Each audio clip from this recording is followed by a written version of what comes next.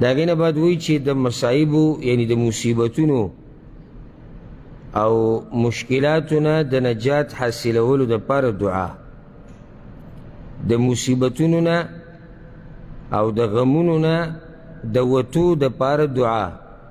په بل تعبیر سره داسې ووایه، په یو چا باندې غم دی، په یو چا باندې سخته ده، په یو چا باندې مصیبت دی او هغه د دې مصیبت نه وته غواړي او نجات غواړي، د هغې دپاره دعا یا ذکر چې دا قرآن کې ښوی شوی دی، الله رب العزت ښولی دی. دا خبره یاده کوي، بار بار زه دا خبره کومه او بیا به بیانوو چې دا خبره زمونږ ذهن ته صحیح پریوځي چې دا دنیا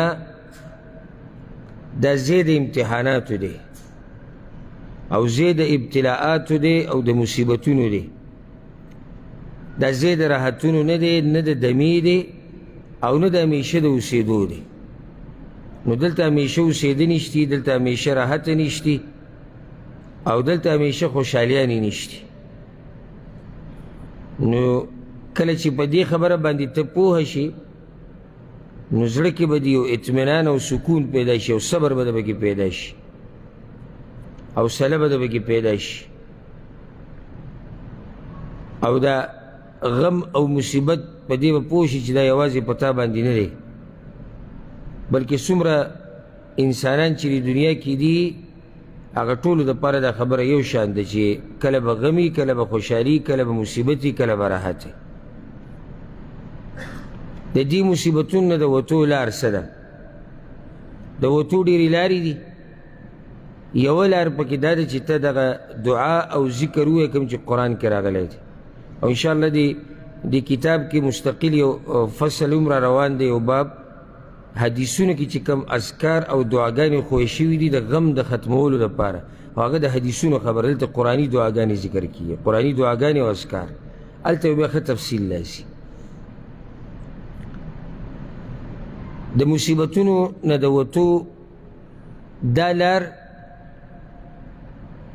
غلطه ده، کومه چې د ډېرو خلکو په ذهن کې ده چې راغلی به پې غمي او مصیبتي او دی د دې مصیبت نه وته غواړي د الله په نافرمانۍ سره. دا نشي کېدی چېرته. لکه د الله نافرماني څنګه یو سړي باندې مصیبت غټ دی، غم پې راغلی دی او دی د جاهلیت او د کفر خبرې کوي، نو په دې سره ګوره غم او مصیبت کمیږي نه بلکې زیاتیږي. په تقدیر باندې اعتراضات، په الله باندې اعتراضات، هر ځای کې خوله وازې نیولي د شکوې شکایتونه، بس جو مړ شوم، بس جو ختم شوم او جو تباه شوم او جو لاړو او غرق شو او دا شو او دغه شو. دا د مصیبتونو د وتو لار نه ده او دا د انسان بې وفایي ده د الله سره، چې کله پې الله نعمتونه وکړي که نه نو دی وخت په وخت خلکو ته نه رایادوي، یعنی الله چې ورسره دې طرف ته توجه ساتي. الله چې ورسره احسان وکړي نو هغه احسان نه رایادوي هر چا ته. لکه اوس الله ولا رزق ورکو نو دې هر چا ته دا نه وي چې الله ماله رزق راکړی دی پراخه، الله دا راکړو، الله دا نه وایي چا ته، او یاره بیماري ده او بس قرضې دي او بس مصیبتونه دي او بس غمونه. دا بې وفایي ده چې هغه بې شماره نعمتونه ته نه رایادوي او یو غم او مصیبت راغلی چې به کوم خیر دی ستا دپاره هغه ته یادې، هر چا ته یادې شکوې کې، نو په دې طریقې سره غم کمیږي نه زیاتیږي. د شاباس خلک وایي چې د غم کمیدو یا د ختمېدو یو لار دا ده چې ته سندرې او غزلې او ټپې واورې، یا بعض وایي چې د چرسو سګرټ ورسره ولګي یا بله څه نشه وکړي، نو دې سره غم ورکېږي، دې سره غم نه ورکېږي، دې سره غم زیاتېږي. دا اوس د منلو خبره ده چې یو سړی د الله نافرماني کوي او د ده غم دې ختم شي. دا غم راوسته د چا کار دی؟ د الله. ختموي به یې څوک؟ د الله به یې ختموي. نو چې هغه الله نه مني او بیا وایي چې دا غم ختم شي، اوس ته سوچ وکړو که نه؟ یعنی کوم هغه کار چې هغه د الله نافرماني ده او غواړم چې دقه الله راله دا غم ختم کړي، او نشي کېدی. که ته دا غواړې چې د دغه غم نه وځي، کوم غم او مصیبت چې الله راوستی دی، بیا هم د دقه الله ومنه کم الله چې دا غم او مصیبت راوستی او د هغه په لاس کې د دې ختمول شتي. یو دا ذکر قرآن کې راغلی دی، دا ذکر دا دعا د یونس علیه السلام په ژبه راغلی وه. کله چې یونس علیه السلام مختصر چې تاسو ته دا پته چې دا ذکر هغه کله کړی او دا دعا، یونس علیه السلام د خپل قوم نه خفه شو، قوم یې نه منله، ایمان یې پرې نه راوړو، الله نینو علاقې ته لېږلی دی. نو چې خفه شو د الله حکم ته انتظار ونه کو ولاړ. پکار دا و چې د الله حکم ته انتظار کړی و چې الله څه وایي. خفه شو لاړ، کشتۍ کې سور شو او بیا دغه کشتۍ وزن زیات شو، فیصله په دې وشو چې یو کس به ترې اوبو ته دان کړي. نو هغه وایي چې قراندازي به وکړو. قراندازي وکړه نو په هغې کې د یونس علیه السلام نوم راووتو. نو هغوی دا ډېر ښه سړی دی، دا خو ډېر مخوریز او ډېر قدرمن سړی دی، نو دی خو د سره داسې نشو کولی چې دی اوبو ته ور ودان کړي. په دویم پیر بیا دغه نوم راوختو، په دریم پیر بیا دغه نوم راوختو. او که دوی هر څه کړی وی نوم به د یونس علیه السلام راختې، ځکه چې عرش ورته دا فیصله کړې. دوی دا فیصله د الله بدلولی خو نه شو. اخر کې مجبور شو، هغه بس صحیح ده زه تیار یم. وروی د انګل اوبو ته لاندې یو مهی ورته په انتظار ولاړو او د هغه خیټې ته یونس علیه السلام لاړ. الله دا خبره قرآن کې ځای په ځای ذکر کړې ده، وذنوني اذ ذهب مغاضبا فظن ان لن نقدر علیه. وی د هغه په ګمان کې دا خبره نه و راغلې چې زه به په ده باندې تنګسیا راولم. یعنې یونس علیه السلام په زړه کې دا خبره نه و راغلې چې دا ما چې کوم کار وکړو د الله حکم ته مې انتظار ونه کړو، کیدای شي دې د لاسه الله په ما باندې دا خبره راتنګه کړي. دا د هغه په ذهن کې نه و راغلی او د مګي خېټې ته ورغی. هغه ځای کې الله وایي فنادا فی الظلمات. نو د هغه تیرو نه د مګي د خېټې نه هغه اواز وکړو الله ته. د مګي د خېټې تیاره، بیا د اوبو تیاره، بیا د وریځو تیاره، د شپې تیاره، او په دې دومره تیرو کې هغه رب العالمین ته اواز وکړو. ما ته لږ ساعت مخکې وکړه چې مصیبتونه نه وتو لار دا ده چې ته د هغه چا سره رابطه مضبوطه کړي چا چې مصیبت راوستی دی. دا په نورو قصو میسو نه کمیږي، دا مصیبتونه او غمونه ګورئ نه دا چاته په بیانولو باندې کمیږي، نه چاته نه د انسان دا طاقت شتي چې هغه یې دله کم کړي چې څو پورې الله نه یې غوښتلي. او که یو کس تا سره څوک منډه به ووایي که نه، نو دا هم یو سبب دی چې الله ګرځولی دی ستا دپاره. د ده په زړه کې الله اچولی چې تا سره منډه ووایي، او دله دا طاقت الله ورکړی تا سره په دې غم کې منډه ووایي. نو خبره ټول الله ته واپس کېږي. او چې الله یې ونه غواړي نو په دې یو مخلوق نه چې دا ټول مخلوقات ځمکه اسمانونو کې چې څومره دي راجمع شي، تا له څوک فایده نشي درکولی او نه تا نه څوک نقصان لرې کولی شي، او نه تا له څوک نقصان درکولی شي چې څو پورې الله نه یې غوښتلي. د هغه ځای نه هغه اواز وکړو، څه وایي الله وایي فنادى في الظلمات أن لا إله إلا أنت سبحانك إني كنت من الظالمين. دا آواز هغه الله ته کړو، لا إله إلا أنت، نشتی حقدار د بندګۍ مگر ته، سبحانك اے رب پاکی د تا لره، انی کنت من الظالمین، یقینا یم زه د ظالمانو نه. د خپلې خبرې اقرار یې وکړو چې ما له صبر پکار و، اقرار یې وکړو، الله ته عاجزي راښکاره کړه.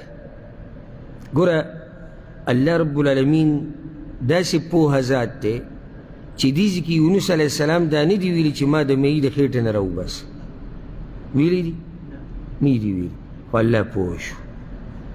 ته الله ته خپل غم او فریاد کوه، الله به پوهېږي. ته الله یادوه، الله ته پته ده چې ستا په زړه کې څه حاجتونه دي. که ته د حاجت بیان هم نه کړې، الله ته پته ده.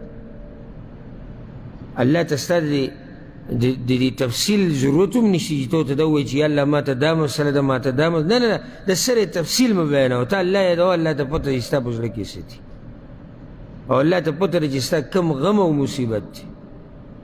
الله څه وایي هغه ایتونو کې مخکې فاستجبنا له ونجيناه من الغم وكذلك ننجي المؤمنين. الله من واوري دا خبر داغا ونجيناه من الغم اكم غم کی جبروت داغینه مرويستو الله وكذلك ننجي المؤمنين دقشن الله من مؤمنان دا غمون نروبس.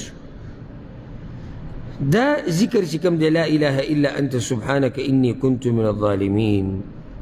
ادينا زمو دا خلق ندي خبر، اکثر خلق دا دین ندي خبر. او حدیث کی دا رضی ان شاء الله دی کتاب کی برام شیخ حدیث پیغمبر صلی الله علیه وسلم وی چې د چا یو حاجتی او دا ذکر پکی اوی او دا اللہ نے اغواړي یا مصیبتی یا غمی او دی غواړي چې الله لري کی او دا ذکر پکی اوی رب العالمین د دې غم ختمي دا مصیبت لري کی د دې حاجت پوره کوي. یوازې صرف دا لا اله الا انت سبحانك اني كنت من الظالمين. نه داسې یو دوه مخه دعا ده چې یو سړی چې ما ته یادېږي نه که ته صرف دا وې د مصیبت په وخت کې لا اله الا انت سبحانك اني كنت من الظالمين بس دا کافي ده. الله ته پته ده چې ستا کوم مصیبت دی او ته څه ویل غواړې الله ته صرف دغه فریاد ورته کوه لا اله الا انت سبحانك اني كنت من الظالمين. او دا په هغه وخت کې یونس علیه السلام ویلی و چې د یعنی د وتو څه امید ظاهري چې حالاتو ته وګورې څه امید خو نه و د مهي خېټې ته یو سړی لاړ شي پرې کې پاتې څه شو امید د هغه تړلی شوی د الله سره و او داسې رب سره یې رابطه وساتله چې هغه هر قسمه لار پیدا کولی شي ستا د بچ کولو دپاره. ګورې نه موسی علیه السلام له لار په دریاب کې وویسته ویستې و که نه وویسته هغه لار یې وله ویسته او ګورې نه د موسی علیه السلام یې په هغه صندوق کې څنګه حفاظت کړه او ګورې نه ابراهیم علیه السلام له ګرم اور یخ کړی پیغمبر صلی الله علیه وسلم یې په غار کې څنګه ساتلی او بیا دې سې راځه نو کم رب چې دا کارونه کولی شي نو ستا د معمولي مصیبت او غم لرې کول هغه ته څه ګران خو نه دي. خو مسله ما او تا کېده که نه ما او تا خو ګیلې شروع کړو بعض پکې ولیاذ بالله د الله نه ګیلې شروع کړي ولیاذ بالله دا خبرې په خوله هم نه راځي خو دا خلک یې وایي الله موږ لیدلي او بس غوټې غوټې ژوند دی او سپک ژوند دی مړه دا څه ژوند دی دا څه ژوند دی دا څه خبره شوه صرف دې دلاسې چې 2 روپۍ کمې دي صرف دې دلاسې چې یو ټیم روټۍ کمه شوې ده صرف دې دلاسې چې یو دړ پې راغلی دی معمولي تکلیف پې راغلی.